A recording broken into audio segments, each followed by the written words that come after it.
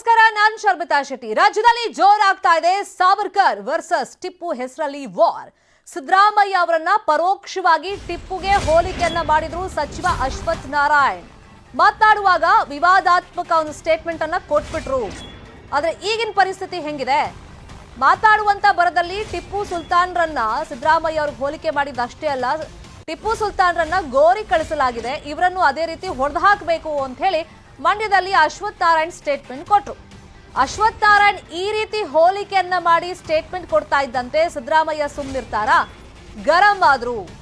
ಸಿದ್ದರಾಮಯ್ಯ ಅವರನ್ನ ಹೊಡೆದು ಹಾಕಬೇಕು ಅಂತ ಹೇಳಿದಂತೆ ಅಶ್ವಥ್ ನಾರಾಯಣ್ ಹೊಡೆದು ಹಾಕೋಕೆ ನೀವು ಬಿಡ್ತೀರಾ ಹೇಳಿ ಅಂತ ಜನರ ಮುಂದೆನೆ ಸಿದ್ದರಾಮಯ್ಯ ಪ್ರಶ್ನೆಯನ್ನ ಮಾಡಿದ್ರು. ಇದಿಷ್ಟೇ ಅಲ್ಲ, ಟಿಪ್ಪು, ಬಸವಣ್ಣ, ರಾಯಣ್ಣ ಎಲ್ಲರನ್ನೂ ನಾನು ಗೌರವಿಸ್ತೀನಿ, ನಾನು ಮನುಷ್ಯತ್ವ ಇರೋನು, ಎಲ್ಲ ಧರ್ಮಗಳನ್ನು ನಾನು ಪ್ರೀತಿಸ್ತೀನಿ ಅಂತ ಹೇಳಿ ಬಾಗಲಕೋಟೆಯಲ್ಲಿ ಸಿದ್ದರಾಮಯ್ಯ ಹೇಳಿಕೆಯನ್ನ ಕೊಟ್ರು.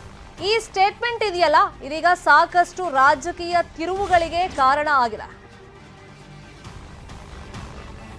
ಹಾಗಾದ್ರೆ ಅಶ್ವಥ್ ನಾರಾಯಣ್ ಸಿದ್ದರಾಮಯ್ಯ ಬಗ್ಗೆ ಮಾತಾಡುವಾಗ ಯಾವ ತರ ಕಂಪ್ಯಾರಿಸನ್ ಮಾಡಿದ್ರು ಟಿಪ್ಪುಗೆ, ಅದಕ್ಕೆ ಸಿದ್ದರಾಮಯ್ಯ ರಿಯಾಕ್ಷನ್ ಏನಾಗಿತ್ತು ನೋಡೋಣ. ಇಲ್ದಾರ ನಮ್ಮ ಸಿದ್ದರಾಮಯ್ಯರು ಟಿಪ್ಪು ಸುತ್ತ ಸಿದ್ದರಾಮಯ್ಯ ಅವರು ಬಂದ್ಬಿಡ್ತಾರೆ. ಟಿಪ್ಪು ಟಿಪ್ಪು ಟಿಪ್ಪು ಬೇಕಾ ಸಾವರ್ಕರ್ ಬೇಕಾ? ಹಾಗಾಗಿ ಟಿಪ್ಪು ಸುಲ್ತಾನ್ ಎಲ್ಲಿ ಕಳಿಸ್ಬೇಕು? ಉರಿಗೌಡ ನಂಜೇಗೌಡ ಏನ್ ಮಾಡಿದ್ರು? ಉರಿಗೌಡ ನಂಜೇಗೌಡರು ಏನ್ ಮಾಡಿದ್ರು? ಹಂಗೆ ಇವ್ರನ್ನ ಹೊಡೆದಾಕ್ಬೇಕು. ಅಶ್ವಥ್ ನಾರಾಯಣ ಅಂತ ಹೈಯರ್ ಎಜುಕೇಶನ್ ಮಿನಿಸ್ಟರ್ ಇದ್ದಾರೆ. ಅವ್ರು ಹೇಳಿದಾರಂತೆ, ಜಿ ನನ್ನನ್ನ ಹೇಳಿರೋದು ಅವರು ಎಂತ ಅವ್ರ ಮನುಷ್ಯರು ರಾಕ್ಷಸರು ಅಂತ ತಿಳ್ಕೊಳ್ಳಿ ನೀವು. ಮಾಜಿ ಸಿದ್ದರಾಮಯ್ಯ ಅವರನ್ನು ಟಿಪ್ಪು ಸುಲ್ತಾನ್ ರೀತಿ ಒಡೆದು ಹಾಕ್ಬೇಕು. ಹೊಡೆದಾಕ್ಬೇಕಂದ್ರೆ ಹೊಡೆದಾಕಕ್ ಬಿಡ್ತೀರಾ? ಹೊಡೆದಾಕಕ್ ಬಿಡ್ತೀರಾ? ಇನ್ನೊಂದು ಏನ್ ಹೇಳಿದ್ದೇನೆ ಅಂದ್ರೆ, ಸಿದ್ದರಾಮಯ್ಯ ಕಾಂಗ್ರೆಸ್ ಸರ್ಕಾರಕ್ಕೆ ಬಂದ್ರೆ ಟಿಪ್ಪು ಜಾಗಕ್ಕೆ ಸಿದ್ದರಾಮಯ್ಯ ಬಂದಾಗೆ ನಾನು ಟಿಪ್ಪುನು ಗೌರವಿಸ್ತೇನೆ, ಶಿವಲಾಲ್ ಅವರನ್ನು ಗೌರವಿಸ್ತೇನೆ, ಕಿತ್ತೂರಾಣಿ ಚೆನ್ನಮ್ಮನ್ನು ಗೌರವಿಸ್ತೇನೆ, ಸಂಗೊಳ್ಳಿ ರಾಯಣ್ಣನ್ನು ಗೌರವಿಸ್ತೇನೆ, ಬಸವಣ್ಣನವರನ್ನು ಗೌರವಿಸ್ತೇನೆ. ಬಸವಣ್ಣನವರ ಫೋಟೋ ಎಲ್ಲ ಕಚೇರಿಗಳಿಗೆ ಹಾಕ್ಲಿಕ್ಕೆ ಆದೇಶ ಮಾಡಿದವನು ನಾನು. ಇವರಿಂದ ಪಾಠ ಕಲಿಬೇಕಾ?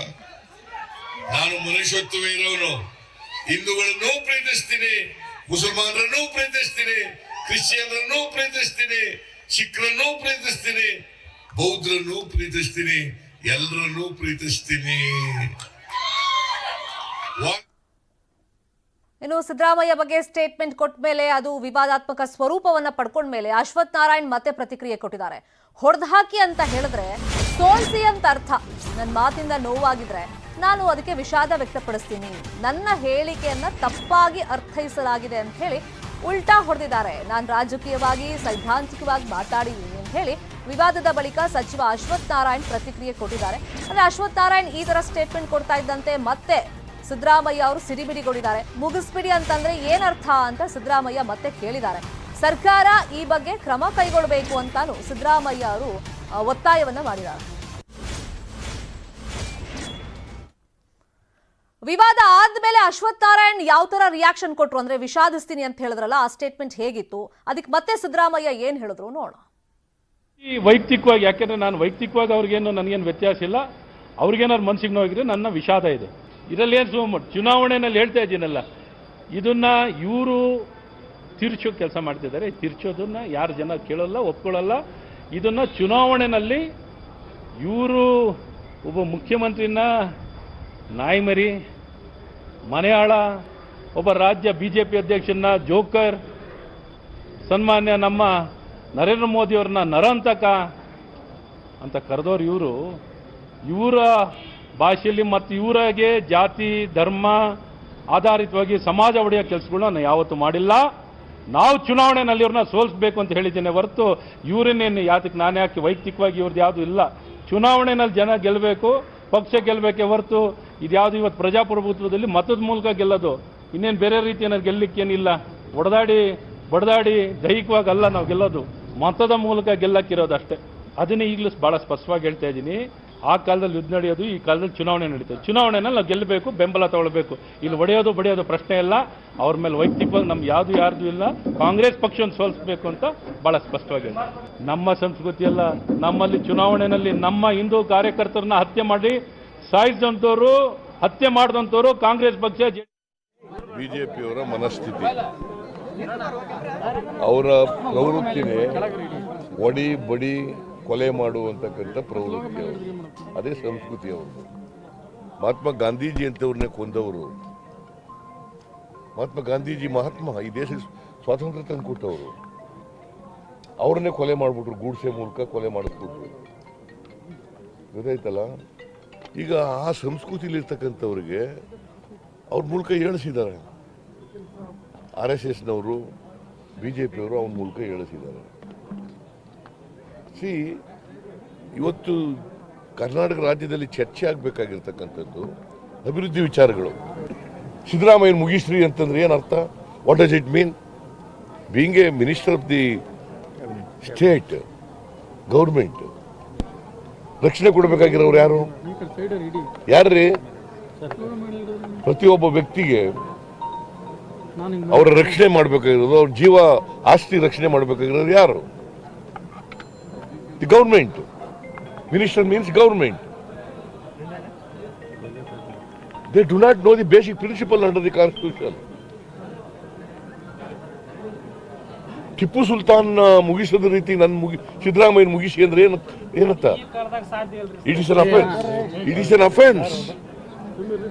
It attracts Indian Penal Code.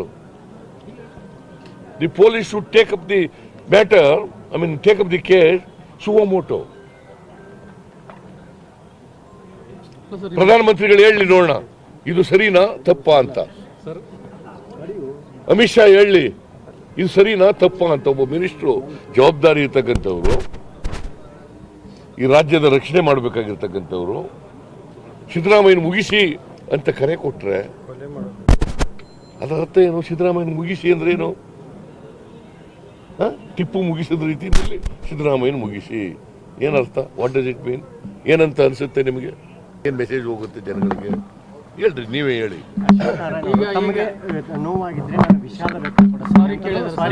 ನೋವು ಪ್ರಶ್ನೆ ಬೇರೆ ರೇ. ಅವನು has no business to continue for second as a minister. I request the governor to dismiss him from the cabinet. ನೀವು ಕೂಡ ಒಂದು ಟ್ವೀಟ್ ಮಾಡಿದ್ರಿ, ಅವನೇ ಬರಲಿ ಕೋವಿ ಹಿಡ್ಕೊಂಡು ಮತ್ತೆ ಕರೆ ಕೊಡ್ತೀರಿ, ಪ್ರಚೋದನೆ ಯಾಕೆ ಕೊಡ್ತೀರಿ, ನೀವೇ ಬರಲಿ, ನೀವು ಕೂಡ ಸವಾಲ್ ಹಾಕಿದ್ರಿ. ನೋ ಇನ್ ದಿ ಸೆನ್ಸ್ ಕೊಲೆ ಮಾಡಕ್ಕೆ ಅವನೇ ಬರಲಿ ಅಂತಂದೆ. ಯಾಕೆ ಮತ್ತೆ ಪ್ರಚೋದನೆ ಕೊಡೋದು ಯಾಕೆ? ಪ್ರಚೋದನೆ ಯಾಕೆ ಕೊಡಕ್ಕೆ? ನೀನೇ ಕೊಲೆ ಮಾಡಪ್ಪ ಬಂದು ಅಂತ ಹೇಳಿದ್ರೆ ಬೇರೆಯವ್ರಿಗೆ ಯಾಕೆ ಹೇಳ್ತೀರಿ? ಜನರಿಗೆ ಯಾಕೆ ಪ್ರಚೋದನೆ ಮಾಡ್ತೀರಿ? ನೀನೇ ಕೋವಿಡ್ ಹಿಡ್ಕಪ್ಪ, ನೀನೇ ಕೊಲೆ ಮಾಡು.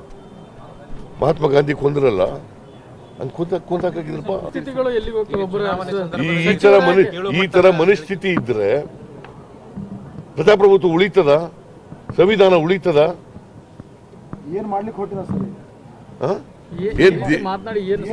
ಇದರಿಂದ ಪೋಲರೈಸೇಷನ್ ಆಫ್ ವೋಟ್ಸ್ ಮಾಡಕ್ಕೆ ಹೊರಟಿದ್ದಾರೆ. ಯಾಕಂತಂದ್ರೆ ಅವ್ರಿಗೆ ಸೋಲ್ತೀವಿ ಅಂತಕ್ಕಂಥ ಇದಾಗ್ಬಿಟ್ಟಿದೆ. ಪಾಪ ಹತಾಶರಾಗ್ಬಿಟ್ಟಿದ್ದಾರೆ. ಈ ಚುನಾವಣೆಯಲ್ಲಿ 100ಕ್ಕೆ 100 ಸೋಲ್ತೀವಿ ಅಂತಕ್ಕಂಥ ಹತಾಶರಾಗಿ ಈ ರೀತಿಯಾದಂಥ ಮಾತುಗಳನ್ನ ಹೇಳ್ತಾ ಇದ್ದಾರೆ.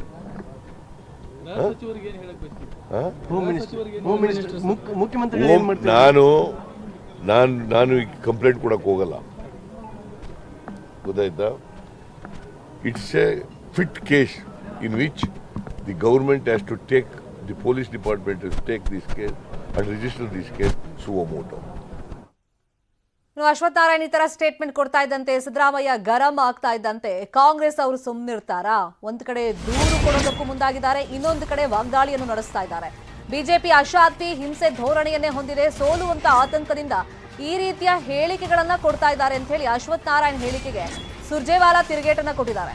ನಾಯಕರ ಮಾತುಗಳಲ್ಲಿ ಆತಂಕ ಮೂಡಿಸ್ತಾ ಇದೆ, ಇದು ಅವರ ಮಾನಸಿಕ ಸ್ಥಿತಿಯನ್ನ ತೋರಿಸುತ್ತೆ ಅಂತ ಹೇಳಿ ರಾಜ್ಯ ಕಾಂಗ್ರೆಸ್ ಉಸ್ತುವಾರಿ ಸುರ್ಜೇವಾಲಾ ಹೇಳಿಕೆಯನ್ನ ಕೊಟ್ಟಿದ್ದಾರೆ.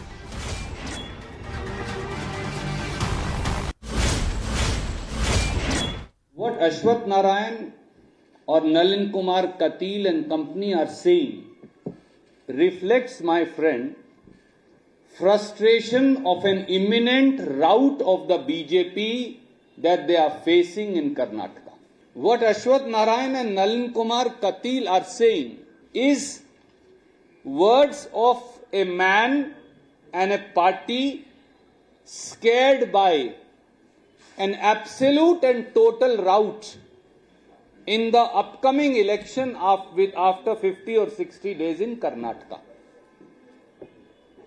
It also shows their mental bankruptcy. ಇನ್ನು ಅಶ್ವಥ್ ನಾರಾಯಣ್ ವಾಟ್ಸ್ಆಪ್ ವಿವಿಯಲ್ಲಿ ಓದ್ಕೊಂಡು ಬಂದಿದ್ದಾರೆ. ಟಿಪ್ಪು ಕೊಂದವರು ಉರಿಗೌಡ ನಂಜೇಗೌಡ ಅಂತ ಹೇಳಿದ್ದಾರೆ. ಯಾವ ಇತಿಹಾಸದ ಪುಟದಲ್ಲಿ ದಾಖಲಾಗಿದೆ ಅಂತ ಹೇಳಿ ಪ್ರಿಯಾಂಕ್ ಖರ್ಗೆ ಆಕ್ರೋಶ ವ್ಯಕ್ತಪಡಿಸಿದ್ದಾರೆ ಅಶ್ವಥ್ ನಾರಾಯಣ್ ವಿರುದ್ಧ. ಕೇಶವ ಕೃಪಾ ಏನ್ ಹೇಳುತ್ತೆ ಅದನ್ನ ಅಶ್ವಥ್ ನಾರಾಯಣ್ ಮತ್ತೆ ಸಿಟಿ ರವಿ ಮಾತಾಡ್ತಾ ಇದ್ದಾರೆ ಮಾಧ್ಯಮಗಳ ಮುಂದೆ ಬಂದು. ನಾವು ಕೂಡ ದಾಖಲೆ ಇಟ್ಕೊಂಡೇ ಇವತ್ತು ಸದನದಲ್ಲಿ ಇದನ್ನೆಲ್ಲ ಕೇಳ್ತೀವಿ, ಮಾತಾಡ್ತೀವಿ ಅಂತ ಹೇಳಿದ್ದಾರೆ ಪ್ರಿಯಾಂಕ್ ಖರ್ಗೆ.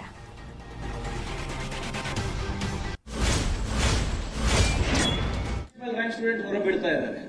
ಈಗ ಸಿಟಿ ರವಿ ಅವರು ಮೊನ್ನೆ ಗವರ್ನರ್ ಭಾಷಣ ಆದ್ಮೇಲೆ ನಾನು ಹಿಂದೆ ಬೀಳಬಾರ್ದು ಅಂದ್ಬಿಟ್ಟು ಅಶ್ವಥ್ ನಾರಾಯಣ ಅವ್ರು ಮುಂದೆ ಬಂದ್ಬಿಟ್ಟಿದ್ದಾರೆ. ನಾನು ಅವರು ಫಸ್ಟ್ ರ್ಯಾಂಕ್ ಇದ್ರೆ ನಾನು ಫಸ್ಟ್ ರ್ಯಾಂಕ್ ಡಿಸ್ಟಿಂಕ್ಷನ್ ತಗೋಬೇಕು ಅಂತ. ಇದು ಯಾರಿದು ಉರಿಗೌಡರು ನಂಜೇಗೌಡರು ಟಿಪ್ಪು ಸುಲ್ತಾನಿ ಹೊಡೆದವರು?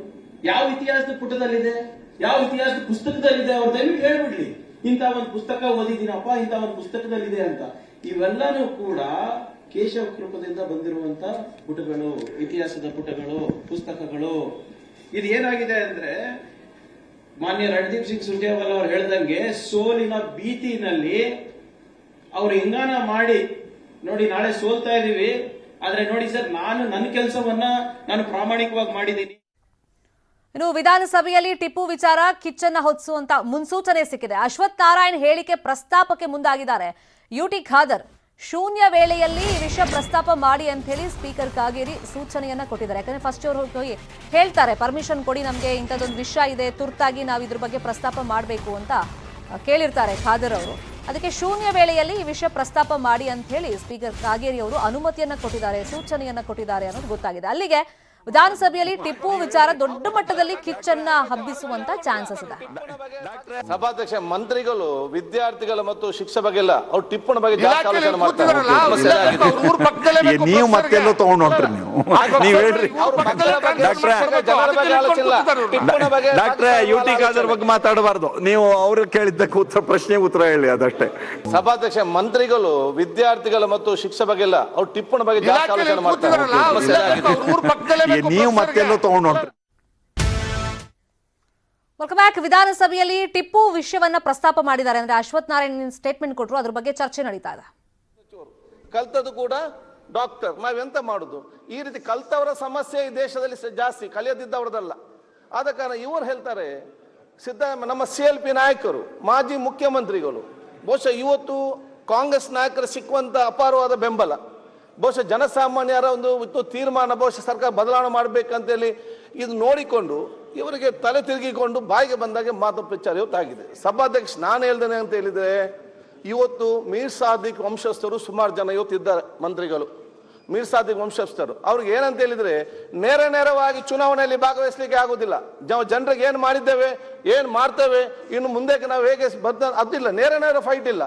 ಹಿಂದಿಂದ ಇಲ್ಲಿ ಜನರ ಪ್ರಚೋದನೆ ಮಾಡಿಕೊಂಡು, ಪ್ರೇರೇಪಣೆ ಮಾಡಿಕೊಂಡು ಈ ರೀತಿಯ ಹೇಳಿಕೆ, ಏನ್ ಹೇಳಿಕೆಯನ್ನು ಕೊಟ್ಟಿದ್ದಾರೆ ಅಂತ ಹೇಳಿದ್ರೆ, ಬಹುಶಃ ಸಿದ್ದರವರನ್ನು ಟಿಪ್ಪು ರೀತಿ ಹೊಡೆದಾಕ್ಬೇಕಂತೇಳಿ. ಏನಿದರ ಅರ್ಥ ಏನು? ಒಬ್ಬ ಮಂತ್ರಿಯಾಗಿ ಈ ರೀತಿ ಮಾತಾಡೋದ ಪರಿಸ್ಥಿತಿ ಏನಿದೆ? ಇವರಿಗೆ ಕರ್ನಾಟಕದ ಇತಿಹಾಸ ಮತ್ತು ಕರ್ನಾಟಕ ಸಂಸ್ಕೃತಿ, ದೇಶದ ಸ್ವತಂತ್ರ ಇತಿಹಾಸ ಗೊತ್ತಿಲ್ಲದಿರ್ಬೋದು, ಆದ್ರೆ ಭವಿಷ್ಯಕ್ಕೆ ಸರಿಯಾದ ಇತಿಹಾಸವನ್ನು ನಾವು ನಿರ್ಮಾಣ ಮಾಡಿ ಕೊಡ್ಬೇಕಲ್ಲ. ಇವರಿಗೆ ಇತಿಹಾಸ ಗೊತ್ತಿಲ್ಲ ಅಂತೇಳಿ ಎಲ್ಲರೂ ಕೂಡ ದಪ್ಪಿಸುವಂತ ಕೆಲಸ ಇವತ್ತು ಈ ರೀತಿ ಪ್ರಮಾಣ ವಚನ ಮಾಡಿದವರು ಯಾಕೆ ಇವತ್ತು ಮಾಡ್ತಾರೆ? ಬಹುಶಃ ಆದ ಕಾರಣ ಬಹುಶಃ ಈ ರೀತಿಯ ಹೇಳಿಕೆಯನ್ನು ನಾವು ಖಂಡಿಸ್ತೇವೆ. ಸರ್ಕಾರದ ಉತ್ತರ ಕೇಳೋಣ. ಮುಂಚೆ ಒಂದೆರಡು ಮಾತಿದೆ ಸಭಾಧ್ಯಕ್ಷರೇ. ಸುಪ್ರೀಂ ಕೋರ್ಟ್ ಈಗಾಗಲೇ ಹೇಳಿದೆ, ಸುಮೋಟೋ ಕೇಸ್ ನೀವು ದಾಖಲೆ ಮಾಡಿ, ಯಾರಾದ್ರೂ ಕೂಡ ಹೇಟ್ ಸ್ಪೀಚ್ ಮಾಡಿದ್ರೆ ನೀವು ಸುಮೋಟೋ ದಾಖಲೆ ಮಾಡಿ ಅಂತ ಹೇಳಿ ಸುಪ್ರೀಂ ಕೋರ್ಟ್ ಹಸ್ ಆರ್ಡರ್. ಯಾಕೆ? ಅವ್ರು ಬಹಳ ಸ್ಪಷ್ಟವಾಗಿ ಹೇಳಿದ್ದಾರೆ, ಸುದೃಢವಾದ ಭಾರತ ನಿರ್ಮಾಣ ಮಾಡಬೇಕಾದ್ರೆ ಶಾಂತಿ ಮತ್ತು ಸಾಮರಸ್ಯದ ವಿಚಾರ ಇವತ್ತು ಬರಬೇಕು. ಅದರಿಂದಾಗಿ there cannot be a fraternity unless different religious communities are available to live in harmony. Supreme court ಸ್ಪಷ್ಟವಾದ ಸಂದೇಶ ಕೊಟ್ಟ ಕಾರಣ ನಾವು ಇವತ್ತು ಏನಿದ್ರು ಕಾನೂನು ಜಾರಿ ಮಾಡಬೇಕು. ನಾವೇ ಇವತ್ತು ಈ ರೀತಿ ಮಾಡೋದಾದ್ರೆ ಬಹುಶಃ ಇದರ ಬಗ್ಗೆ ಸುಮೋಟೋ ಕೇಸ್ ದಾಖಲೆ ಇವತ್ತು ಮಾಡಲೇಬೇಕು. ಇದು ನಮ್ಮ ಬೇಡಿಕೆ. ಮತ್ತು ಈ ರೀತಿಯ ಮಂತ್ರಿಗಳಲ್ಲ, ಬಹುಶಃ ಇವತ್ತು ಮಂತ್ರಿಗಳ ಮೇಲೆ ಕ್ರಮ ಕೈಗೊಂಡು ನಾವು ಸಮಾಜದ ಎಲ್ಲಾ ಜನರಿಗೆ ಒಂದು ಸ್ಪಷ್ಟವಾದ ನಿರ್ದೇಶನ ಕೊಡಬೇಕು. ಆಯ್ತು, ಕೇಳೋಣ. ಮಾಧುಸ್ವಾಮಿ ಅವರು, ಇದು ಏನಾಗಿದೆ ಅಂದ್ರೆ ನಿನ್ನೆ ಮಧ್ಯಾಹ್ನ ಯುಟಿ ಖಾದರ್ ಅವರು ನನ್ನ ಹತ್ರ ಬಂದಿದ್ರು. ಈ ಘಟನೆ ಒಂದ್ ನಿಮಿಷ ನಾನು ಹೇಳ್ತೇನೆ, ಈ ಘಟನೆ ಅದು ಆಗಿರ್ಲಿಲ್ಲ. ಈಗ ಸಚಿವರು ಹೇಳಿರೋ ಮಾತು ಇವತ್ತು ಪತ್ರಿಕೆಗಳಲ್ಲಿ ಮಾಧ್ಯಮಗಳಲ್ಲಿ ಏನ್ ಬಂದಿದೆ, ಈ ಘಟನೆ ನಿನ್ನೆ ಅವ್ರು ನೋಟಿಸ್ ಕೊಡುವಾಗ ಆಗಿರ್ಲಿಲ್ಲ. ಅವರು ಇಡೀ ರಾಜ್ಯದಲ್ಲಿ ಚುನಾವಣೆಗಳು ಬರ್ತಾ ಇದೆ, ಪರಸ್ಪರ ಒಂದು ವಿಶ್ವಾಸದ ವಾತಾವರಣ ನಿರ್ಮಾಣ ಆಗ್ಬೇಕು, ಒಂದು ಸದಿಷ್ಠೆಯಿಂದ ನಿನ್ನೆ ನನ್ನ ಹತ್ರ ಇದನ್ನು ಪ್ರಸ್ತಾಪಿಸ್ತೀನಿ. ಬೇರೆ ಬೇರೆ ಕಡೆಗೆ ಅವ್ರು ಹೇಳ್ದಂಗೆ ತುಮಕೂರು, ಮಂಗಳೂರು, ಅಲ್ಲಿ ಇಲ್ಲಿ ಹಿಂಗೆಲ್ಲ ಘಟನೆಗಳು ಬೇರೆ ಬೇರೆ ಆಗಿದೆ ಅಂತೆಲ್ಲ ಹೇಳಿ ನನ್ನ ಹತ್ರ ಇವತ್ತು ಅನುಮತಿ ತಗೊಂಡ್ರು. ಅದೇನಾಯ್ತು, ಇವತ್ತು ನಾನು ಅಜೆಂಡಾದಲ್ಲಿ ಹಾಕಿದ್ದೀನಿ, ಮಧ್ಯದಲ್ಲಿ ಈ ಬೆಳವಣಿಗೆಗಳಾಗಿದೆ. ಹೊಸ ಅಂದ್ರೆ ಸಚಿವರು ಈ ಹೇಳಿಕೆ ಕೊಟ್ಟರು ಅನ್ನುವಂಥ ಒಂದು ಬೆಳವಣಿಗೆಗಳಾಗಿದೆ. ಆ ಹಿನ್ನೆಲೆಯಲ್ಲಿ ಅವರು ಅದನ್ನು ಜೋಡಿಸ್ಕೊಂಡು ಈಗ ಹೇಳಿದ್ದಾರೆ. ತಾವೇನು ಸರ್ಕಾರದ ಪರವಾಗಿ ಏನು ಹೇಳ್ತಾರೆ? ಸಭಾಧ್ಯಕ್ಷರಿಗೆ ನಾನು ಒಂದೇ ಮಾತಲ್ಲಿ ಮುಗಿಸ್ತೇನೆ. ನೋಡಿ, ಆಯುಷ್ ಕೊಡೋದು ದೇವರು, ಅದನ್ನು ಯಾರನ್ನ ತೆಗಿಲಿಕ್ಕೆ ಸಾಧ್ಯ ಇಲ್ಲ. ಆದರೆ ಈ ರೀತಿಯ ಹೇಳಿಕೆ ಕೊಟ್ಟು ರಾಜ್ಯಕ್ಕೆ ಜನ ಸಮಸ್ಯೆ ಉಂಟು ಮಾಡೋದು ಬೇಡ. ಕೆಲವೊಬ್ಬರು ಮೀರ್ಸಾದಿಗ್ ವಂಶಸ್ಥರು ನಾವು ಹೊಡೆದು ಉಳಿಸುವಂತ ಭಾವನೆ ಕೊಟ್ಟರೆ ಲಕ್ಷಾಂತರ ಜನರು ಪ್ರಾರ್ಥನೆ ಮುಖಾಂತರ ಈ ರಾಜ್ಯದ ಮಾಡಿಯಲ್ಲಿ ವಿಧಾನಸೌಧದಲ್ಲಿ ಕೂತ್ಕೊಳಿಸ್ತಾರೆ. ಅದು ಬೇರೆ ಪ್ರಶ್ನೆ. ಅದಿಲ್ಲಿ ವಿಚಾರ ಇವರು ಹೇಳಿದ ತಕ್ಷಣ ಆಗ್ಲಿಕ್ಕೆ ಹೋಗುದಿಲ್ಲ. ನಾವು ಸಮಾಜಕ್ಕೆ ತಪ್ಪು ಸಂದೇಶ ಏನು ಕೊಡ್ಬೇಕು, ನಮ್ಮ ಜವಾಬ್ದಾರಿ ಒಂದು ಜವಾಬ್ದಾರಿ ಕೆಲಸವಾಗಿದೆ. ಯಾರು ಹೇಳ್ತೀರಿ ಈಗ? ಆದ ಕಾರಣ ಇದ್ರ ಬಗ್ಗೆ ಸುಮೋಟ್ ಕೇಸ್ ಸರ್ಕಾರ ದಾಖಲೆ ಮಾಡಲೇಬೇಕು. ನೀವು ನಿಮ್ದೊಂದೇ ಘಟನೆ ಬಗ್ಗೆ ನೀವು ಸರ್ಕಾರದಿಂದ ನೀವು ನಿಮ್ದೊಂದೇ ಘಟನೆ ವಿಷಯದಲ್ಲಿ ಉತ್ತರ ಹೇಳ್ಬೇಡಿ. ಯಾಕಂದ್ರೆ ನಾನು ಅದಕ್ಕೆ 3 ಸಲ ಸ್ಪಷ್ಟೀಕರಣ ಹೇಳಿದೆ. ಅವರು ಬಯಸಿದ್ದು ಇಡೀ ರಾಜ್ಯದಲ್ಲಿ ಈ ರೀತಿ ಘಟನೆಗಳು ಆಗ್ಬಾರ್ದು ಅನ್ನೋದಕ್ಕೆ. ಅದ್ರ ಹಿನ್ನೆಲೆಯಲ್ಲಿ ಹೇಳಿ ಅಂತ ಅಷ್ಟೇ ಹೇಳಿ. ಅಶ್ವಥ್ ನಾರಾಯಣ್ ಡಾಕ್ಟರ್ ಉತ್ತರ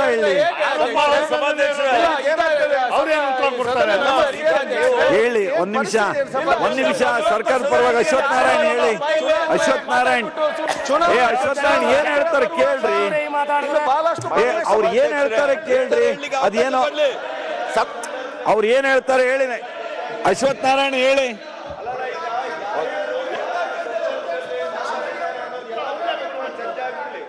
ಅಶ್ವಥ್ ನಾರಾಯಣ್ ಹೇಳಿ. ಒಂದ್ ನಿಮಿಷ ಅವ್ರು ಅವ್ರ ಉತ್ತರ ಹೇಳಿ ಆಮೇಲೆ ಏನು ಅಂತ ಮಾತಾಡ್ರಿ. ಹೊರಗಡೆ ಆಗಿರುವಂತ ಉತ್ತರ ಹೇಳಿ ಆಮೇಲೆ ಏನು ಅಂತ ಮತ್ತೆ ಕೇಳ್ರಿ. ಒಂದ್ ನಿಮಿಷ ಉತ್ತರ ಕೇಳ್ಕೊಂಡು ಆಮೇಲೆ ಮುಂದೆ ಒಂದ್ ನಿಮಿಷ ಉತ್ತರ ಕೇಳ್ಕೊಂಡು ಆಮೇಲೆ ಮಾತಾಡ್ರಿ. ಹೇಳ್ರಿ ಡಾಕ್ಟ್ರೆ ಹೇಳಿ. ಸಭಾಧ್ಯಕ್ಷರೇ, ಸೋಮವಾರ ಕಾನೂನು ಬಾಹಿರ ಹೇಳಿ ಮಂಡ್ಯದಲ್ಲಿ ಒಂದ್ ನಿಮಿಷ ಉತ್ತರ ಕೇಳ್ಕೊಂಡು ಆಮೇಲೆ ಉತ್ತರ ಕೇಳ್ಕೊಂಡು ಆಮೇಲೆ ಮಾತಾಡೋಣಲ್ರಿ. ಆಮೇಲೆ ಇದಾರೆ ಎಲ್ಲರೂ ಹಿರಿಯರು ಇದ್ದಾರೆ, ಎಲ್ಲರೂ ಇದ್ದಾರೆ, ಕೇಳೋಣ. ಹೇಳಿ ಡಾಕ್ಟರ್ ಹೇಳಿ. ಮಾನ್ಯ ಡಾಕ್ಟರ್ ಹೇಳಿ. ಒಂದ್ ನಿಮಿಷ ಸೋಮವಾರ ಮಂಡ್ಯದಲ್ಲಿ ಒಂದು ನಮ್ಮ ಕಾರ್ಯಕರ್ತರ ಸಭೆಯಲ್ಲಿ ಸನ್ಮಾನ್ಯ ಸಿದ್ದರಾಮಯ್ಯನವ್ರನ್ನ ಟಿಪ್ಪು ಸುಲ್ತಾನ್ ಅವರಿಗೆ ಹೋಲಿಸಿ ನಾನು ಮಾತಾಡಿದ್ದೀನಿ. ಮತ್ತು ಸನ್ಮಾನ್ಯ ಟಿಪ್ಪು ಸುಲ್ತಾನ್ ಸಿದ್ದರಾಮಯ್ಯನವರ ಟಿಪ್ಪು ಸುಲ್ತಾನ್ ಅವರ ಬಗ್ಗೆ ಇರುವಂತ ಪ್ರೀತಿ ಬಗ್ಗೆನೂ ವ್ಯಕ್ತಪಡಿಸಿದ್ದೀನಿ. ಆ ಒಂದು ಸಭೆಯಲ್ಲಿ ಏನೊಂದು ಸನ್ಮಾನ್ಯ ಸಿದ್ದರಾಮಯ್ಯನವರ ಬಗ್ಗೆ ನಾನೇನು ಅಗೌರವಾಗಿ ಏನು ಮಾತಾಡಿಲ್ಲ. ಒಂದು ರಾಜಕೀಯವಾಗಿ ಕಾಂಗ್ರೆಸ್ ಪಕ್ಷವನ್ನ ಸೋಲಿಸಬೇಕು. ಏನೊಂದು ನಮ್ಮ ನಾಡಿನಲ್ಲಿ ನರಾಂತಕರಾಗಿ ಮತಾಂತರಾಗಿ ಒಬ್ಬರು ಸಚಿವರು ಅವರ ಬಗ್ಗೆ ಏನು ವೈಭವೀಕರಣವನ್ನ ಮಾಡ್ತಿದ್ದಾರೆ, ಅದನ್ನ ಖಂಡಿಸಿದ್ದೀನಿ. ಪ್ರಜಾಪ್ರಭುತ್ವದಲ್ಲಿ ಆಡು ಭಾಷೆಯಲ್ಲಿ ನನ್ನ ಅರ್ಥ ಏನಿತ್ತು ಅಂದ್ರೆ ಕಾಂಗ್ರೆಸ್ ಪಕ್ಷವನ್ನ ಬರುವಂತ ಚುನಾವಣೆಯಲ್ಲಿ ಅವ್ರನ್ನ ಸೋಲಿಸಬೇಕು ಅಂತ ನಾನು ಹೇಳಿರೋದೇ ಹೊರತು ಸಿದ್ದರಾಮಯ್ಯನವರ ಬಗ್ಗೆ ವೈಯಕ್ತಿಕವಾಗಿ ನನಗೇನು ವ್ಯತ್ಯಾಸವಿಲ್ಲ. ರಾಜಕೀಯವಾಗಿಯೂ ಸೈದ್ಧಾಂತಿಕವಾಗಿಯೂ ವ್ಯತ್ಯಾಸ ಇರೋದಿದೆ. ಅವ್ರ ಬಗ್ಗೆ ನನಗೇನು ಅಗೌರವ ಇಲ್ಲ. ಏನಾದ್ರು ನನ್ನ ಮಾತಿಂದ ಅವರಿಗೆ ಮನಸ್ಸು ನೋವಾಗಿದೆ, ನನ್ನ ಮಾತಿಂದ ಏನಾದ್ರು ಮನಸ್ಸಿಗೆ ಅವ್ರು ನೋವಾಗಿದ್ರೆ ನನ್ನ ವಿಷಾದವನ್ನು ವ್ಯಕ್ತಪಡಿಸ್ತೀನಿ. ನನ್ನ ಏನಾದ್ರು ಮನಸ್ಸಿಗೆ ನೋವಾಗಿದೆ. ಆದ್ರೆ ಅವರು ಕಾಂಗ್ರೆಸ್ ಪಕ್ಷವನ್ನು ಈ ಕಾಲದಲ್ಲಿ ಇರೋದೇನು, ಆ ಕಾಲದಲ್ಲಿ ಯುದ್ಧ ಮಾಡ್ತಿದ್ರು, ಈ ಕಾಲದಲ್ಲಿ ಚುನಾವಣೆ ನಡೆಯುತ್ತೆ, ಚುನಾವಣೆಯಲ್ಲಿ ಕಾಂಗ್ರೆಸ್ ಪಕ್ಷವನ್ನ ಸೋಲಿಸಲಿ ಅಂತ ಹೇಳಿದ್ದೀನಿ. ಓಕೆ, ಈಗ ಒಂದ್ ನಿಮಿಷ ಯುಟಿ ಖಾದರ್, ಒಂದ್ ನಿಮಿಷ ಕಂಡ್ರೆ ಕುತ್ಕೊಳ್ರಿ, ಒಂದ್ ನಿಮಿಷ. ಈ ನನ್ನ ಎದ್ ನಿಲ್ಸ್ಬೇಡ್ರಿ, ಇದುವರೆಗೆ ಎದ್ ನಿಂತಿಲ್ಲ. ನೀವು ಕುತ್ಕೊಳ್ರಿ, ಒಂದ್ ನಿಮಿಷ ಕುತ್ಕೊಳ್ರಿ ಅಂದ್ರೆ ಕುತ್ಕೊಳ್ಬೇಕು, ಕುತ್ಕೊಳ್ರಿ ಅಂದ್ರೆ ಕುತ್ಕೊಳ್ರಿ. ಈಶ್ವರ್ ಖಂಡ್ರೆ, ನೀವು ಅತಿಯಾಗಿ ಈ ರೀತಿ ಸದನದಲ್ಲಿ ವರ್ತಿಸ್ತಾ ಇದ್ದೀರಿ, ಇದು ನಿಮಗೆ ಶೋಭೆ ತರೋದಲ್ಲ. ನೀವು ನಿಮ್ಮ ಪಕ್ಷದ ಅಧ್ಯಕ್ಷರಿದ್ದೀರಿ, ನಿಮ್ ಗೌರವ ತರೋದಿಲ್ಲ ಈ ರೀತಿ ಮಾತನಾಡೋದು. ಏನ್ ತಮಾಷೆ ಮಾಡ್ತೀರಿ ಸದನದಲ್ಲಿ? ನಿಮ್ಮನ್ನು ಯಾರ್ರೀ ಜನ ಆಯ್ಕೆ ಮಾಡೋರು? ಜನಪರವಾಗಿ ಹೇಳ್ತೇವೆ ನಾವು, ನಿಮ್ಮಂತವ್ರನ್ನ ಆಯ್ಕೆ ಮಾಡಿದ್ರೆ ಈ ವ್ಯವಸ್ಥೆಗೆ ಅಗೌರವ ಅಂತ. ಕುತ್ಕೊಳ್ರಿ, ಏನಿದು ಮಾತಾಡ್ತಾ ಇರೋದು? ಕುತ್ಕೊಳ್ರಿ ಅಂದ್ರೆ ಕುತ್ಕೊಳ್ಬೇಕು ಕಂಡ್ರೆ. ನೀವು ನನ್ನ ಎದ್ ನಿಲ್ಲಿಸ್ಬೇಡಿ, ಈಗ ನಾನು ಎದ್ ನಿಲ್ಲಿಸಿ ನೀವು ಕುತ್ಕೊಳ್ಳುವಾಗ ಮಾಡಬೇಡಿ. ನೀವು ಕುತ್ಕೊಳ್ಳಿ ಅಲ್ಲಿ. ಏನು ಈಶ್ವರ್ ಖಂಡ್ರೆ, ನಿಮ್ಮ ಹಿರಿತನಕ್ಕೆ ಈಗ ನಿಮ್ಮ ಗೌರವ ಈ ಸದನಕ್ಕೆ ಕೊಡೋದು ಏನು? ಅವ್ರ ಹಿರಿತನ ಏನು? ಅವ್ರು ನಡ್ಕೊಳ್ಳೋ ರೀತಿ ಏನ್ರಿ ಇದು? ನಿಮ್ ಪಕ್ಷಕ್ಕಾರು ಗೌರವ ಬರುತ್ತೇನೆ ಇದು? ಏನಿದು ಈಶ್ವರ್ ಖಂಡ್ರೆ? ನಿಮ್ದು ಅತಿಯಾಗಿ ಈ ಸದನದ ಪೂರ್ಣ ಸಮಯದಲ್ಲಿ ನೋಡ್ತಾ ಇದ್ದೇನೆ ನಾನು. ಈ ರೀತಿ ವರ್ತನೆ ನಿಮ್ಗೆ ಶೋಭೆ ತರೋದಿಲ್ಲ. ಏನ್ ಅವಕಾಶ ಕೊಡ್ಲಿಲ್ಲ? ನಾನು ಏನ್ ಕೊಡ್ಬೇಕಲ್ಲ ಕೊಟ್ಟಿದ್ದೀನಿ. ಕುತ್ಕೊಳ್ರಿ, ಮೊದಲು ಕುತ್ಕೊಂಡು ಗೌರವಯುತವಾಗಿ ಹೇಳೋದನ್ನ ಕೇಳೋದನ್ನ ಕಲ್ತ್ಕೊಳ್ರಿ. ಮೊದಲು ಈ ವ್ಯವಸ್ಥೆಗೆ ಒಂದು ಶೋಭೆ ತರೋದು ಕಲ್ತ್ಕೊಳ್ರಿ. ಏನಂತ ಸದನ ಅಂದ್ರೆ ಏನ್ ಅನ್ಕೊಂಡಿದ್ದೀರಿ? Take it for ride? ನಿಮ್ಮ ಇಷ್ಟ ಅಂತ ನಡೆಸ್ಲಿಕ್ಕಾಗತ್ತೆ ನಾನು ಸದನವನ್ನ? ಕುತ್ಕೊಳ್ರಿ, ಮತ್ತೆ ಮಾತಾಡ್ಬೇಡ್ರಿ. ಮತ್ತೆ ನಾನು ಇನ್ನೂ ಒಂದು ಹೆಜ್ಜೆ ಮುಂದೆ ಹೋದ್ರೆ ಹೊರಗಾಕ್ಬೇಕಾಗತ್ತೆ, ನಿಮ್ಮ ಸದನದಿಂದ ಹೊರಗಾಕ್ಬೇಕಾಗತ್ತೆ ನೀವು ಈ ರೀತಿ ಮಾತಾಡಿದ್ದು. ಈಶ್ವರ್ ಖಂಡ್ರೆ ಕುತ್ಕೊಳ್ರಿ. ಏನಿದು ತಮಾಷೆ? ಮಧುಸ್ವಾಮಿ ಅವರು ಹೀಗೆ ನಡೆಸಿದ್ರೆ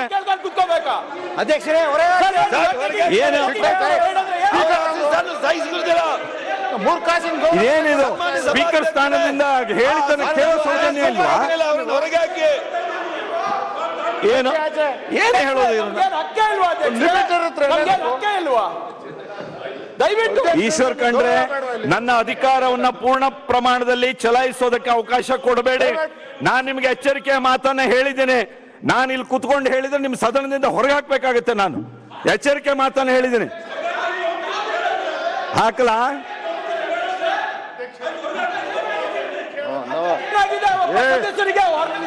ಮಧುಸ್ವಾಮಿ, ಅಲ್ಲರೇ ನೀವಿಬ್ರು ಸೀನಿಯರ್. ಈಗ ನೀವು ನಾನು ಇನ್ನೂ ಆ ಶಬ್ದ ಹೇಳಿಲ್ಲ, ನನ್ನ ಹತ್ರ ಹೇಳಿಸ್ಬೇಡಿ. ಕುತ್ಕೊಳ್ಳಿ, ಗೌರವದಿಂದ ಕುತ್ಕೊಳ್ಳೋದನ್ನ ಕಲ್ತ್ಕೊಳ್ಳಿ. ನಿಮಗೆ ನಿಮ್ಮ ಉಪನಾಯಕರು ಹೇಳಿದ್ರು ಕೇಳೋ ಸೌಜನ್ಯ ಇಲ್ಲಲ್ರಿ? ನಿಮ್ಮ ಉಪನಾಯಕರು ಬಂದು ಆ ರೀತಿ ಹೇಳಿದ್ರು ಕೇಳೋ ಸೌಜನ್ಯ ಇಲ್ಲ ನಿಮಗೆ? ಏನ್ ನಿಮಗೊಂದೇ BP ಇರೋದೇನೋ? ನಮಗೂ ಏನ್ BP ಇರೋದಿಲ್ಲ ಅನ್ಕೊಂಡಿದ್ದೀರೇನೋ? ಅವಕಾಶ ಏನ್ ತಮಾಷೆ ಮಾಡ್ತಾರೆ ಈಶ್ವರ್ ಖಂಡ್ರೆ? ಪ್ರತಿ ಸಲ ಇದೆ ನಮ್ಮನೆ ಈ ರೀತಿ ನಿಮ್ಮಂತವ್ರು ಆಯ್ಕೆ ಆಗಿ ಬರೋದು ಈ ಸದನಕ್ಕೆ ಅಗೌರವ. ಏನ್ ತಮಾಷೆ ಮಾಡ್ತೀರಿ ನೀವು? ಈ ರೀತಿ ಮಾತಾಡಿದ್ರೆ ನಾವು ಕೇಳೋದಕ್ಕೆ ಆಗೋದಿಲ್ಲ. ನೀವು ನನ್ನನ್ನ ಅನಗತ್ಯವಾಗಿ ಜಾಸ್ತಿ ಮಾತಾಡಿಸ್ತಾ ಇದ್ದೀರಿ ನೀವು. ಏನು ಇದು ತಮಾಷೆ ಮಾಡ್ತಿದ್ದಾರೆ ಅವ್ರು? ಇಷ್ಟೋ ತನಕ ಹೇಳಿದ್ರೆ ಕೇಳೋ ಸೌಜನ್ಯ ಇಲ್ಲ. ಏನ್ ಎಷ್ಟೆಲ್ಲ ಹೇಳಿದ್ದೀನಿ, ಕೇಳೋ ಸೌಜನ್ಯ ಇಲ್ಲ. ಸನ್ಮಾನ್ಯ ಸಭಾಧ್ಯಕ್ಷರೇ, ಸದನದಲ್ಲಿ ಒಂದ್ ದಿವಸ ಆದ್ರೂ ಅವ್ರು ಗೌರವದಿಂದ ನಡ್ಕೊಂಡಿದ್ದಾರೆ. ತಾವೇ ಏನ್ ನೀವು ಇಷ್ಟೋ ತನಕ ನಡೆಸಿದ್ದೇನ್ರಿ ಇಲ್ಲಿ? ಸದನದಲ್ಲಿ ಒಂದ್ ದಿವಸ ಆದ್ರೂ ಗೌರವದಿಂದ ನಡ್ಕೊಂಡಿದ್ದಾರೆ. ಏನ ಒಂದ್ ದಿವಸ ಆದ್ರೂ ಗೌರವದಿಂದ ನಡ್ಕೊಂಡಿದ್ದಾರೆ. ಕೂತ್ಕೊಳ್ರಿ, ನಿಮ್ ಕರೀರಿ. ನಾನು ಒಳ್ಳೆ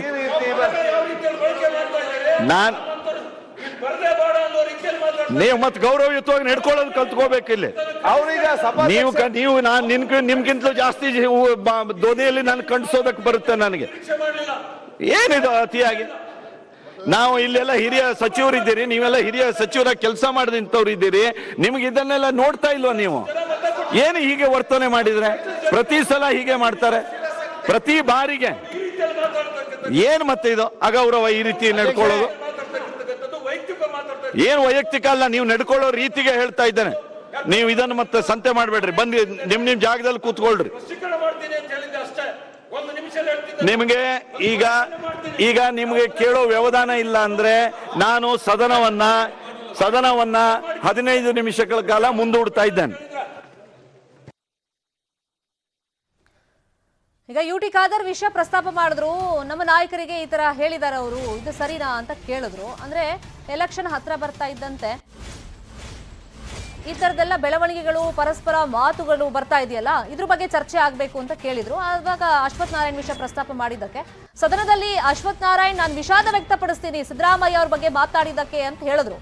ಆದ್ರೆ ಕಾಂಗ್ರೆಸ್ನ ಸದಸ್ಯರು ಇದನ್ನ ಅಲ್ಲಿ ಸಮಾಧಾನವಾಗಿ ಕೇಳ್ತಾ ಇಲ್ಲ. ಅಂದ್ರೆ ವಿಷಾದ ವ್ಯಕ್ತಪಡಿಸಿದ ನಂತರನೂ ಕೂಡ ಅಲ್ಲಿ ಗದ್ದಲವನ್ನ ಉಂಟು ಮಾಡಿದ್ರು, ಗಲಾಟೆಯನ್ನ ಮಾಡ್ತಾ ಇದ್ರು. ಹಾಗಾಗಿ ಸ್ಪೀಕರ್ ಕಾಗೇರಿ ಅವರು ಸಮಾಧಾನ ಪಡಿಸುವಂತ ಕೆಲಸ ಮಾಡಿದ್ರು, ಮತ್ತೆ ಶಿಸ್ತಿನ ಪಾಠವನ್ನು ಅಲ್ಲಿ ಮಾಡಿದ್ರು. ಆದ್ರೆ ಕೇಳುವಂತ ಸ್ಥಿತಿಯಲ್ಲಿ ಕಾಂಗ್ರೆಸ್ನ ಸದಸ್ಯರಿರಲಿಲ್ಲ. ಟಿಪ್ಪು ಕೋಲಾಹಲಕ್ಕೆ ಸ್ಪೀಕರ್ ಗರಂ ಆಗಿ 15 ನಿಮಿಷಗಳ ಕಾಲ ಸದನವನ್ನ ಮುಂದೂಡಿಕೆ ಮಾಡಿದ್ದಾರೆ. ಮತ್ತೆ ಪುನರ್ ಆರಂಭ ಆಗುತ್ತಲ್ಲ, ಆರಂಭ ಆದ್ಮೇಲೂ ಕೂಡ ಈಗ ಇದೇ ವಿಷಯವನ್ನ ಕಾಂಗ್ರೆಸ್ ಸದಸ್ಯರು ಅಫ್ಕೋರ್ಸ್ ಅಲ್ಲಿ ಪ್ರಸ್ತಾಪ ಮಾಡ್ತಾರೆ. ಟಿಪ್ಪು ಕೋಲಾಹಲಕ್ಕೆ ಸ್ಪೀಕರ್ ಗರಂ ಆಗಿದ್ದಾರೆ. ಸದ್ಯಕ್ಕೆ 15 ನಿಮಿಷಗಳ ಕಾಲ ಮುಂದೂಡಿಕೆಯನ್ನ ಮಾಡಿದ್ದಾರೆ.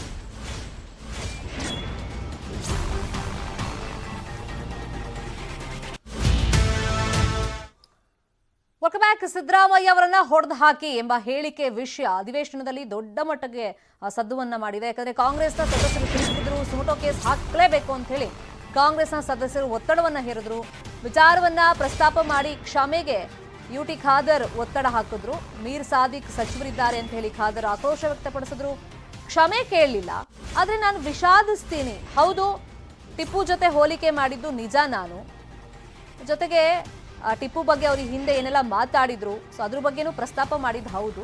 ಆದರೆ ತನ್ನ ಹೇಳಿಕೆಯನ್ನ ಬೇರೆ ರೀತಿಯಲ್ಲಿ ಅರ್ಥೈಸಲಾಗಿದೆ. ನಾನು ಕ್ಷಮೆ ಅಂದ್ರೆ ಅಲ್ಲಿ ಕ್ಷಮೆ ಅನ್ನೋ ಪದ ಬರಲಿಲ್ಲ, ವಿಷಾದಿಸ್ತೀನಿ ಅಷ್ಟೇ ನೋವಾಗಿದ್ರೆ ಅಂತ ಒಂದು ಸ್ಟೇಟ್ಮೆಂಟ್ ಅನ್ನ ಅಶ್ವಥ್ ನಾರಾಯಣ್ ಕೊಟ್ಟರು. ಭಾರಿ ಕೋಲಾಹಲ ಇದರಿಂದ ಉಂಟಾಯಿತು. ಕಾಂಗ್ರೆಸ್ನ ಸದಸ್ಯರು ಅದಕ್ಕೆ ಸಮಾಧಾನಗೊಳ್ಳಿಲ್ಲ.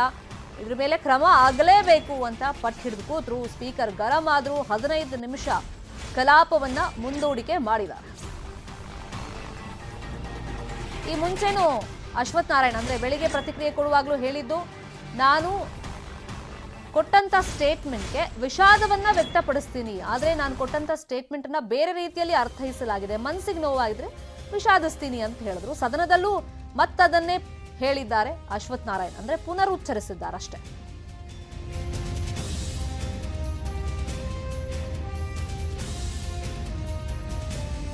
ಈಗ ಖಾದರ್ ಅವರು ಆಗ್ರಹ ಮಾಡಿದ್ದು ಸುಪ್ರೀಂ ಕೋರ್ಟ್ ಆರ್ಡರ್ ನಲ್ಲೇ ಇದೆ. ಈ ತರದೆಲ್ಲ ಪ್ರಚೋದನೆ ಕೊಡುವಂತ ಸ್ಟೇಟ್ಮೆಂಟ್ಗಳನ್ನ ಕೊಟ್ಟಾಗ ಅಂತವರ ಮೇಲೆ ಸುಮೋಟೋ ಕೇಸನ್ನ ದಾಖಲು ಮಾಡ್ಕೊಳ್ಬೇಕು. ಅಂದ್ರೆ ಸ್ವಯಂ ಪ್ರೇರಣೆಯಿಂದ ಪೊಲೀಸರು ದೂರನ್ನ ದಾಖಲು ಮಾಡ್ಕೊಳ್ಬೇಕು, ಅಂತವ್ರ ಮೇಲೆ ಕ್ರಮ ಆಗಬೇಕು ಅಂತ ಹೇಳಿ ಕೋರ್ಟೇ ಹೇಳಿದೆ. ಹಾಗಾಗಿ ಅಶ್ವಥ್ ನಾರಾಯಣ್ ಅವರು ಈ ತರ ಒಂದು ವಿವಾದಾತ್ಮಕ ಹೇಳಿಕೆಯನ್ನ ಕೊಟ್ಟಿರೋದ್ರಿಂದ ಅವ್ರ ಮೇಲೆ ಈಗ ಕ್ರಮ ಆಗಲೇಬೇಕು, ಕೇಸ್ ಹಾಕಬೇಕು ಅಂತೆಲ್ಲ ಆಗ್ರಹವನ್ನ ಮಾಡಿದ್ರು. ಅದಕ್ಕೆ ನಾನು ವಿಷಾದವನ್ನ ವ್ಯಕ್ತಪಡಿಸ್ತೀನಿ ಅಂತಷ್ಟೇ ಅಶ್ವಥ್ ನಾರಾಯಣ್ ಹೇಳಿದ್ರಿಂದ, ಅಂದ್ರೆ ಕ್ಷಮೆ ಕೇಳ್ತೀನಿ ಅಂತ ಹೇಳಿಲ್ಲ. ಈಗ ಕಾಂಗ್ರೆಸ್ ಸದಸ್ಯರು ಪಟ್ಟು ಹಿಡಿದು ಕೂತಿರೋದು, ಈ ತರ ಸ್ಟೇಟ್ಮೆಂಟ್ ಕೊಟ್ಟಿದ್ದಾರೆ, ನಮ್ಮ ನಾಯಕರ ಮೇಲೆ ಹೊಡೆದು ಹಾಕ್ತೀವಿ ಅಂತೆಲ್ಲ ಹೇಳಿದ್ದಾರೆ. ಅಂದ್ರೆ ಜನರನ್ನ ಪ್ರಚೋದನೆಗೆ ಒಳಪಡಿಸುವಂತ ಸ್ಟೇಟ್ಮೆಂಟ್ ಅನ್ನ ಅಶ್ವಥ್ ನಾರಾಯಣ್ ಕೊಟ್ಟಿದ್ದಾರೆ. ಬಹಿರಂಗವಾಗಿ ಅವರು ಕ್ಷಮೆಯನ್ನ ಕೇಳಬೇಕು ಅಂತ ಹೇಳಿ. ಆದ್ರೆ ನಾನು ವಿಷಾದವನ್ನ ವ್ಯಕ್ತಪಡಿಸ್ತೀನಿ, ಆದ್ರೆ ನಾನು ಹೇಳಿರೋ ಸ್ಟೇಟ್ಮೆಂಟೇ ಒಂದು, ಅದನ್ನ ಬೇರೆ ರೀತಿಯಲ್ಲಿ ಅರ್ಥೈಸಲಾಗ್ತಾ ಇದೆ ಅಂತ ಹೇಳಿ ಅಶ್ವಥ್ ನಾರಾಯಣ್ ಈ ಕ್ಷಣಕ್ಕೂ ಹೇಳ್ತಾ ಇದ್ದಾರೆ. ಆದ್ರೆ ನೋವಾಗಿದ್ರೆ ಅದಕ್ಕೆ ವಿಷಾದ ವ್ಯಕ್ತಪಡಿಸ್ತೀನಿ ಅಂತ ಅಷ್ಟೇ ಹೇಳಿದ್ರಿಂದ ಸದನದ ಒಳಗೂ ಹೊರಗೂ ಇದೇ ತರ ಸ್ಟೇಟ್ಮೆಂಟ್ ಅನ್ನ ಅವ್ರು ಕೊಟ್ಟಿರೋದು. ಹಾಗಾಗಿ ಕಾಂಗ್ರೆಸ್ನ ಸದಸ್ಯರು ಸಮಾಧಾನಗೊಳ್ತಾ ಇಲ್ಲ.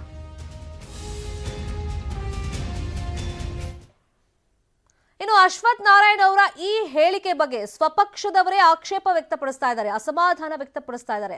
ಯತ್ನಾಳ್ ಈ ಬಗ್ಗೆ ವಿಷಯವನ್ನ ಪ್ರಸ್ತಾಪಿಸಿ ಈ ತರ ಎಲ್ಲ ಮಾತಾಡಬಾರ್ದು ಅಂತ ಹೇಳಿದ್ದಾರೆ. ಅಂದ್ರೆ ಈ ರೀತಿ ಶಬ್ದಗಳು ರಾಜಕಾರಣಕ್ಕೆ ಶೋಭೆ ತರೋದಿಲ್ಲ ಅಂತ ಹೇಳಿ ಅಸಮಾಧಾನವನ್ನ ವ್ಯಕ್ತಪಡಿಸಿದ್ದಾರೆ. ಹತ್ಯೆ ಮಾಡುವಂತ ವಿಚಾರವನ್ನ ಯಾರು ಕೂಡ ಮಾತಾಡಬಾರ್ದು.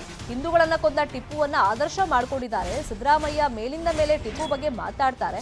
ಆ ಟಿಪ್ಪುವನ್ನ ಆದರ್ಶ ಮಾಡ್ಕೊಂಡ್ರೆ ಸ್ಮಶಾನಕ್ಕೆ ಹೋಗ್ತಾರೆ. ಆದ್ರೆ ಈ ರೀತಿ ಶಬ್ದಗಳಿದೆಯಲ್ಲ, ಹೊಡೆದು ಹಾಕ್ಬಿಡ್ಬೇಕು, ಆ ಥರದ್ದೆಲ್ಲ ರಾಜಕಾರಣಕ್ಕೆ ಶೋಭೆ ತರೋದಿಲ್ಲ ಅಂತ ಯತ್ನಾಳ್ ಅಸಮಾಧಾನ ವ್ಯಕ್ತಪಡಿಸಿದ್ದಾರೆ. ಟಿಪ್ಪುನ ಹಿಂದೆ ಕಡಗ ತಂದಂತ ವಿಜಯ ಮಲ್ಯ ಓಡೋಗ್ಬೇಕಾಯ್ತು, ಸಿನಿಮಾ ತೆಗೆದಂಥವ್ರು ಹಾಳಾಗಬೇಕಾಯ್ತು. ಈಗ ಮತ್ತೆ ಸಿದ್ದರಾಮಯ್ಯನವರು ಮೇಲಿಂದ ಮೇಲೆ ಟಿಪ್ಪುನ ಬಗ್ಗೆ ಮಾತಾಡಿ ಅವರು ತಮ್ಮ ರಾಜಕೀಯ ಅಂತ್ಯವನ್ನ ಕಾಣೋರಿದ್ದಾರೆ. ಅದಕ್ಕೆ ಮೇಲಿಂದ ಮೇಲೆ ಟಿಪ್ಪು ಸುಲ್ತಾನ್ ಬಗ್ಗೆ ಮಾತಾಡೋದ್ರಿಂದ ಟಿಪ್ಪು ಸುಲ್ತಾನ್ ಬಗ್ಗೆ ಇಡೀ ಇತಿಹಾಸ ಬರ್ತದೆ. ಲಕ್ಷಾಂತರ ಹಿಂದೂಗಳ ಕೊಗ್ಗೊಲೆ ಮಾಡುವಂಥದ್ದು, 3,500 ದೇವಸ್ಥಾನಗಳನ್ನು ಧ್ವಂಸ ಮಾಡಿದಂಥ ವ್ಯಕ್ತಿಯನ್ನ ಆದರ್ಶ ಇಟ್ಕೋತಿದ್ರೆ ಕಾಂಗ್ರೆಸ್ಸಿನ ನಾಶದ ಅಂಚಿಗೆ ಬಂದೈತೆ ಅಂತೇಳಿ ಇದು ಬಹಳ ಸ್ಪಷ್ಟವಾಗಿ ಸಿದ್ದರಾಮಯ್ಯನವರ ಒಂದು ಹೇಳಿಕೆ. ಕಾಂಗ್ರೆಸ್ ಅನ್ನ ಕರ್ನಾಟಕದಲ್ಲಿ ಸ್ಮಶಾನಕ್ಕೆ ಒಯ್ಯಲಿಕ್ಕೆ ತಯಾರಿ ಮಾಡದಂತೆ ಕಾಣಿಸ್ತದೆ.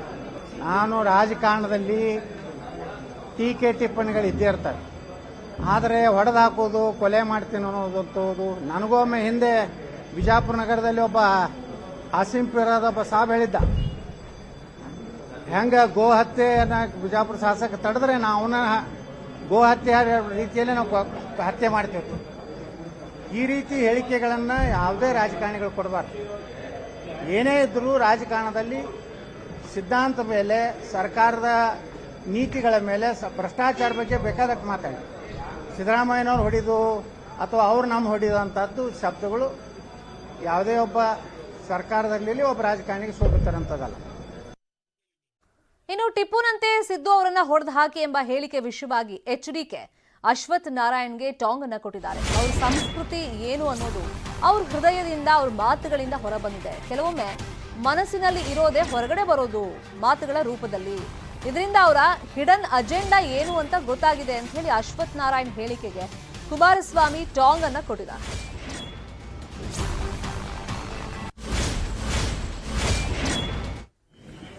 If government have any sense, if they applying their power on the common man when they are given some statement, how they apply their powers.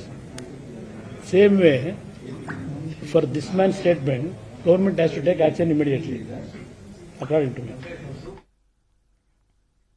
ನಾಳೆ ಸಿಎಂ ಬಸವರಾಜ ಬೊಮ್ಮಾಯಿ ಬಜೆಟ್ ಮಂಡನೆಯನ್ನ ಮಾಡ್ತಾರೆ. ಜನಸಾಮಾನ್ಯರು ಏನೆಲ್ಲ ಬೇಡಿಕೆ, ಭರವಸೆ ಇಟ್ಕೊಂಡಿದ್ದಾರೆ ಬನ್ನಿ ಕೇಳೋಣ. ಬಜೆಟ್ ನಲ್ಲಿ 2 ಲಕ್ಷ ಲೀಟರ್ ಡೀಸೆಲ್ ಯಾವುದು ವಾರ್ಷಿಕ ಕೊರತೆ ಆಗದಾಗಿ ಹಾಗೂ 300 ಇದ್ದದನ್ನು 400 ಮಾಡಬೇಕು. ಹಾಗೆ ಸೀಮೆ ಎಣ್ಣೆ ನಿರಂತರ ನಾಡದೋಣಿಯವರಿಗೆ ಸೀಮೆ ಎಣ್ಣೆ ಸಿಗಬೇಕು. ಇದು ನಮ್ಮ ಪ್ರಧಾನ ಬೇಡಿಕೆ. ಪ್ರತಿ ವರ್ಷ ಕೂಡ ಇಲ್ಲಿ ಎಲ್ಲ ಬಂದನ್ನ ಡ್ರೆಜ್ಜಿಂಗ್ ಆಗಬೇಕು. ಅದಕ್ಕೋಸ್ಕರ ನಾವು ಸರ್ಕಾರ ಒಂದು ಡ್ರೆಜ್ಜಿಂಗ್ ಅನ್ನು ಪರ್ಚೇಸ್ ಮಾಡಿ ಪ್ರತಿ ನಿರಂತರ ವರ್ಷ ಆಗುವಾಗೆ ಮಾಡಬೇಕಂತ ನಮ್ಮ ಒಂದು ಪ್ರಧಾನ ಬೇಡಿಕೆ. ಕೋಲಾರದಲ್ಲಿ ಏಷ್ಯನ್ 2ನೇ ದೊಡ್ಡ ಮಾರುಕಟ್ಟೆ ಏನಿದೆ, ಆ ಮಾರುಕಟ್ಟೆಗೆ ಜಾಗದ ಸಮಸ್ಯೆಯನ್ನು ಬಗೆಹರಿಸಿ ಅದಕ್ಕೊಂದಷ್ಟು ಬಜೆಟ್ ಕೊಡ್ತಾರೆ ಅನ್ನೋ ನಿರೀಕ್ಷೆ ಇದೆ. ಟೊಮೆಟೊ, ಕ್ಯಾಪ್ಸಿಕಮ್, ಇನ್ನಿತರ ಬೆಳೆಗಳಿಗೆ, ತೋಟಗಾರಿಕೆ, ಕೃಷಿ, ರೇಷ್ಮೆ ಎಲ್ಲದಕ್ಕೂ ಕೂಡ ಒಂದು ಉನ್ನತವಾದ ಬಜೆಟ್ ಅನ್ನ, ಒಂದು ಅನುದಾನವನ್ನ ಕೊಡ್ತಾರೆ ಅಂತ ಒಂದು ನಿರೀಕ್ಷೆಯಲ್ಲಿ ನಾವು ಕೋಲಾರದ ಜನತೆ ಕಾಯ್ತಾ ಇದ್ದೀವಿ. ಆ ನಿರೀಕ್ಷೆಯನ್ನ ಏನ್ ಮಾಡ್ತಾರೆ ಅಂತ ನೋಡ್ಬೇಕು. ಬೆಂಗಳೂರು ನಮ್ಮ ಇಂಡಿಯಾದ ನಂಬರ್ 1 ಸ್ಟಾರ್ಟಪ್ ಹಬ್ ಆದ್ದರಿಂದ ಇನ್ನೂ ಹೆಚ್ಚಿನ ಒಂದು ಸ್ಟಾರ್ಟಪ್ಗಳಿಗೆ ಬಿಯಾಂಡ್ ಬೆಂಗಳೂರು ಅನ್ನುವ ಒಂದು ಯೋಜನೆ ಅಡಿಯಲ್ಲಿ ಬೇರೆ 2ನೇ ದರ್ಜೆ 3ನೇ ದರ್ಜೆ ಸಿಟಿ ಹಾಗೂ ಟೌನ್ಗಳಲ್ಲಿ ಕೂಡ ಸ್ಟಾರ್ಟಪ್ ಪ್ರಾರಂಭಿಸುವವರಿಗೆ ಒಂದು 500 ಜನ ಸ್ಟಾರ್ಟಪ್ನವರಿಗೆ ಒಂದು ಸೀಡ್ ಫಂಡಿಂಗ್ ಸಪೋರ್ಟ್ ಕೂಡ ಮಾಡುವ ಒಂದು ಈ ಬಜೆಟ್ನಲ್ಲಿ ಮಾಡಿದರೆ ಉತ್ತಮ ಅಂತ ಹೇಳ್ಬೋದು. Welcome back. ಪರವಾನಗಿ ಪಡೆಯದೆ ಮಕ್ಕಳಿಗೆ ಅಕ್ರಮವಾಗಿ ಶಿಕ್ಷಣವನ್ನ ಕಲಿಸಲಾಗ್ತಾ ಇದೆ. ರಾಜ್ಯದಲ್ಲಿ ಈ ರೀತಿ 1316 ಅನಧಿಕೃತ ಶಾಲೆಗಳು ಪತ್ತೆಯಾಗಿದೆ. ಅಕ್ರಮ ಶಾಲೆಗಳನ್ನ ಪತ್ತೆ ಹಚ್ಚಿದೆ ಶಿಕ್ಷಣ ಇಲಾಖೆ.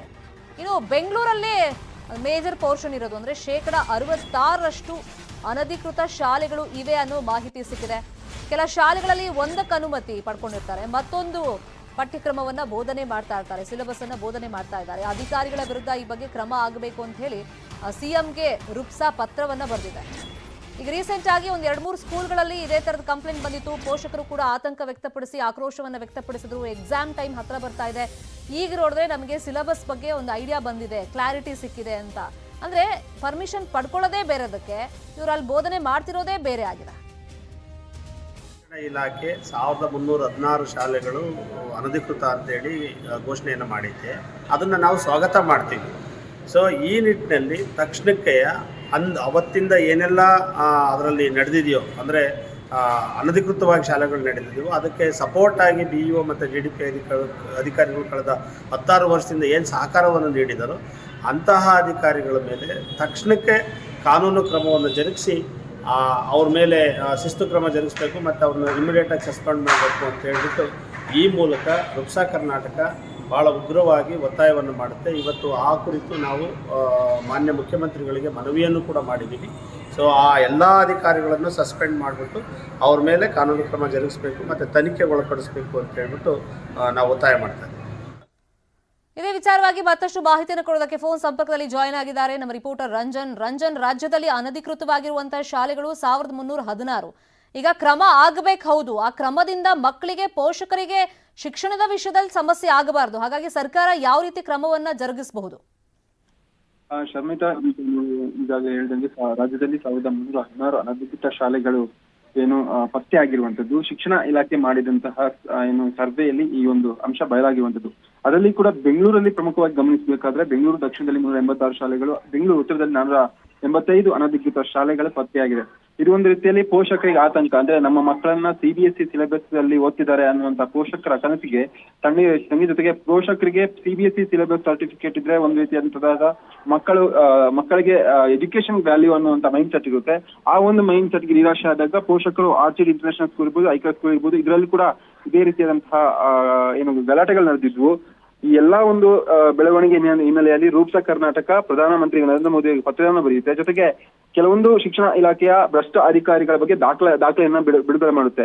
ಈ ಎಲ್ಲಾ ಬೆಳವಣಿಗೆಯನ್ನ ಕಂಡುಕೊಂಡಂತ ಶಿಕ್ಷಣ ಇಲಾಖೆ ಇದೀಗ ಅನಧಿಕೃತ ಶಾಲೆಗಳನ್ನ ಪತ್ತೆ ಮಾಡಿರುವಂತದ್ದು. ಇದರಲ್ಲಿ ಈಗ ಪೋಷಕರು ನಿಜಕ್ಕೂ ಶಾಕ್ಗೊಳಗಾಗಿದ್ದಾರೆ. CBSE ಅಂತ ಹೇಳಿ ಪಾಠ ಸಿಗುತ್ತೆ ಅಂತ ನಮ್ಮ ಮಕ್ಕಳಿಗೆ ಅಂತ ಪೋಷಕರು ಕಾಣ್ಕೊಂಡಿರ್ತಾರೆ. ಆದ್ರೆ ಇದೀಗ ಸುಳ್ಳಾಗಿದೆ ಅನ್ನುವಂತ ನಿಟ್ಟಿನಲ್ಲಿ ಪೋಷಕರು ಸಾಕಷ್ಟು ಆಕ್ರೋಶವನ್ನು ವ್ಯಕ್ತಪಡಿಸ್ತಿರುವಂತದ್ದು. ಶಮಿತಾ, ಅಲ್ಲ, ಈಗ ಎಕ್ಸಾಮ್ ಟೈಮ್ ಹತ್ರ ಬರ್ತಿರೋದ್ರಿಂದ ಸಹಜವಾಗಿ ಪೋಷಕರಿಗೆ, ಮಕ್ಕಳಿಗೆ ಒಂದಿಷ್ಟು ಗೊಂದಲಗಳು ಈ ಬಗ್ಗೆ ಇರುತ್ತೆ.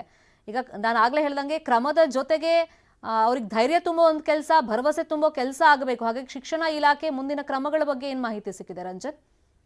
ಶರ್ಮಿತಾ, ಶಿಕ್ಷಣ ಇಲಾಖೆ ಈಗ ಅನಧಿಕೃತ ಶಾಲೆಗಳಿಗೆ ನೋಟಿಸ್ ಕೊಡುವಂತ ಕೆಲಸವನ್ನ ಮಾಡಿದೆ.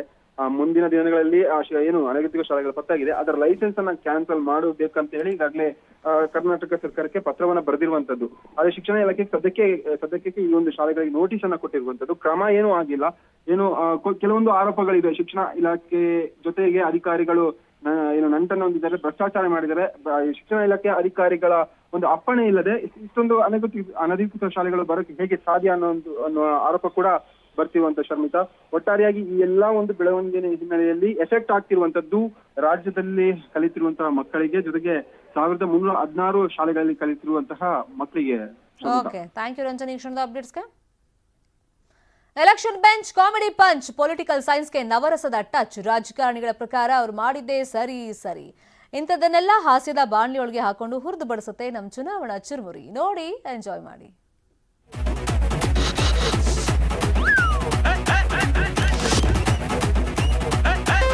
ಚುನಾವಣಾ ಚುರುಮುರಿ.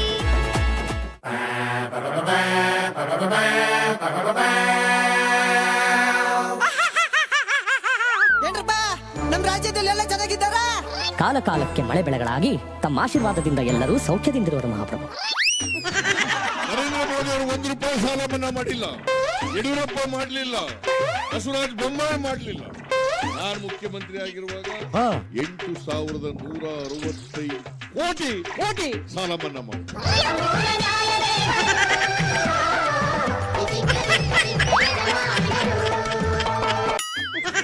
8,165 ಕೋಟಿ ಸಾಲ ಮನ್ನಾ ಮಾಡಿ. ಇವ್ರಿಗೇನ್ ಬಂದಿರೋದು ರೋಗ?